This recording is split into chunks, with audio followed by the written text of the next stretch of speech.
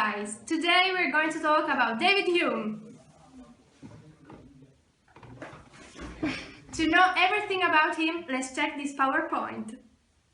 David Hume was a Scottish philosopher, historian, economist and essayist, who is best known today for his highly influential system of radical philosophical empiricism, skepticism and naturalism.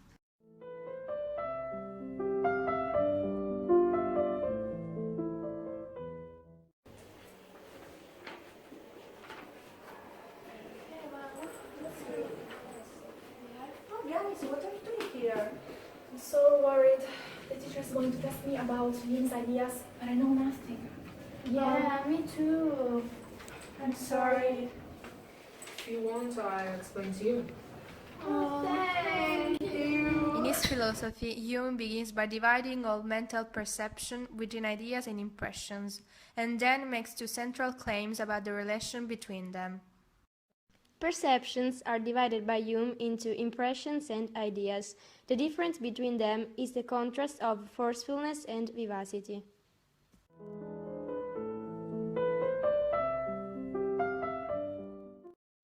Impressions relate to feeling, and ideas to thinking. Feeling should be understood broadly, and Hume divides impressions into those of sensation and those of reflection. The former derives from our senses, and the latter derives from the experience of our mind. First, he argues that all ideas are copied from impressions. For any idea we select, we can trace its component parts to some external sensation or internal feelings. This claim places Hume in empiricist tradition, and he used this principle as a test in order to determine the content of every idea under consideration. Second, he said that ideas and impressions only differ in terms of liveness. For example, my impression of a tree is a simple more vivid than my idea of that tree.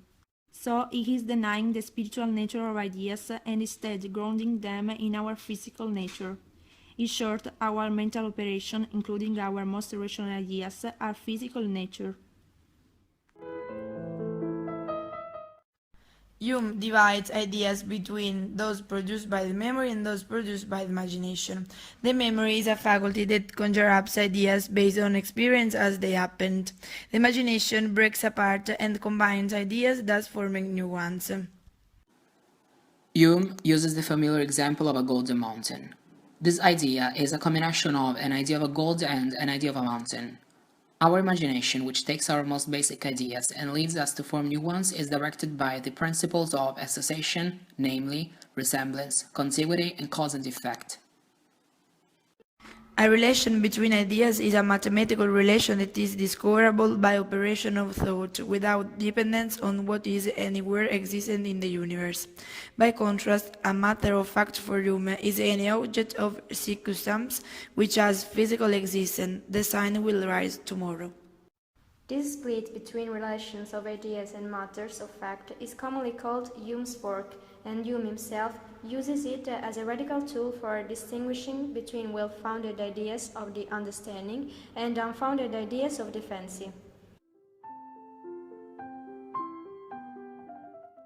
We have a distinct idea of an object that remains invariable and uninterrupted through a supposed variation of time, and we call this idea that of identity or sameness.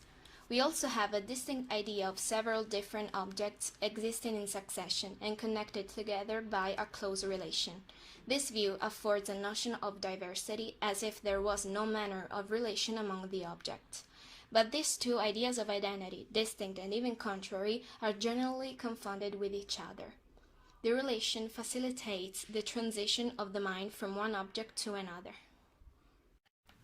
This resemblance is the cause of confusion and mistake, and makes us substitute the notion of identity instead of that of related objects. At the end, objects are in effect the same, however interrupted and variable. So we often fake some new and unintelligible principle that connects the objects together and prevents their interruption or variation. Thus we feign the continued existence of the perception of our senses to remove the interruption, and run into the notion of a soul and self and substance to disguise the variation. But we may further observe that where we do not give rise to such a fiction, our propension to confound identity with relation is so great that we are apt to imagine something unknown and mysterious. And even when this does not take place, we still feel a propensity to confound these ideas, though we are not able fully to satisfy ourselves in that particular, nor find anything invariable and uninterrupted to justify our notion of identity.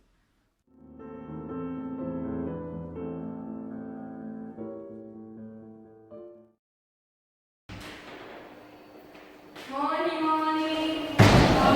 How are you today?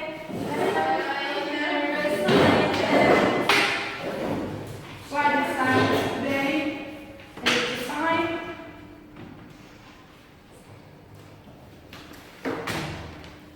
So, the last lesson we talked about Hume's ideas.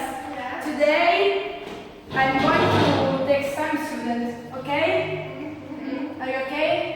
About Hume skepticism.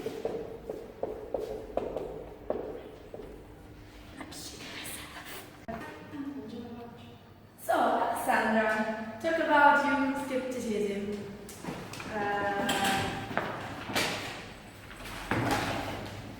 Anyone else? Hume notes three contradictions. One center called induction, our judgment based on past experience contain elements of doubt. We are then impelled to make a judgment about that doubt, and since this judgment is also based on past experience, it will in turn produce a new doubt. Once again, we are impelled to make a judgment about the second doubt, and the cycle continues. He concludes that no finite object can subsist under a decrease repeated in infinitum. A second contradiction involves a conflict between two theories of external perception, each of which our natural reasoning process leads us to. The third contradiction involves a conflict between causal reasoning and belief in the continued existence of matter. After listening these contradictions, Hume despairs over the failure of his metaphysical reasoning. Hume's emphasis on these conceptual contradictions is a unique aspect of his skepticism, and if any part of his philosophy can be designed human skepticism, it is this. At first, he felt that these contradictions were restricted to theories about the external world, but theories about the mind itself would be free from them.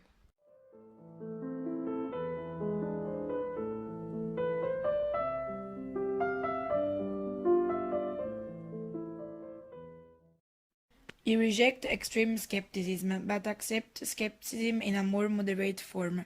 He associates extreme paranoid skepticism with blanket attacks on only reasoning about the external world, abstract reasoning about space and time, or casual reasoning about matters of fact.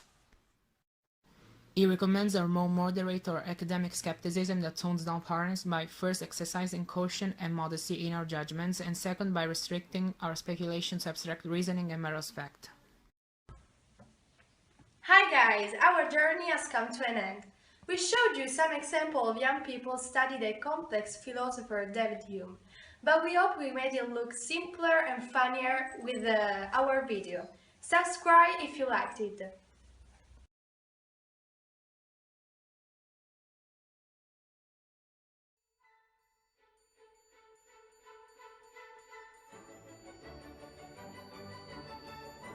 Good morning, you all. Today we're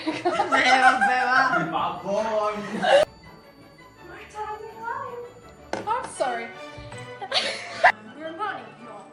Today we're going to talk about David Hume. Federica dice che così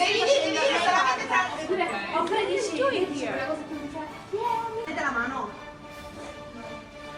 Da qua non la vedete questo biglietto about human skepticism.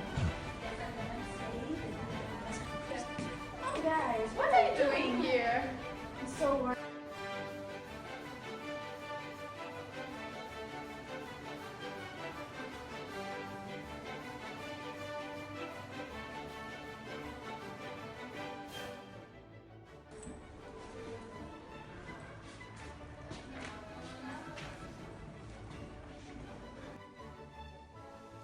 Hi guys, our journey has come to an end. Hi guys, our journey has come to an end. We showed you some example of young people that really... Hi guys, we showed you some example of young...